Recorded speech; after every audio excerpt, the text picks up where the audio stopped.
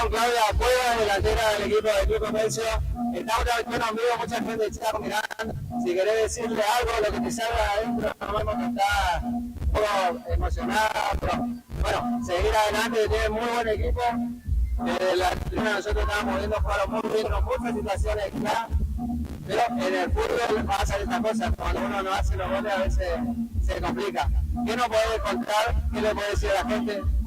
Bueno, buenas noches primeramente, muchas gracias por la predisposición, por escucharnos principalmente, la verdad que sí, estamos emocionadas todas las chicas, nos mentalizamos sinceramente durante la semana a trabajar para cambiar el resultado, entramos al primer tiempo, situaciones que por ahí vamos a aprovechar.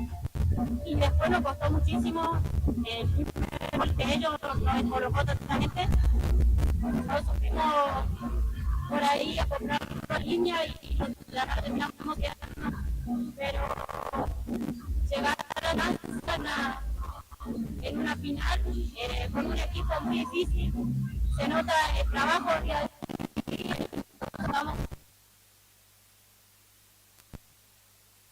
orgullosa de jugar con un rival con esa jerarquía, sinceramente, a seguir trabajando, nos vamos con un marco, porque el juego femenino hay muchas cosas, y de mi parte,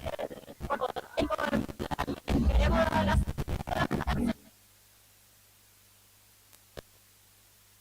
de fútbol, que le pone de mano ultra todos, y que sinceramente de nuestra parte es agradecimiento total, porque gracias a ellos hoy estamos acá.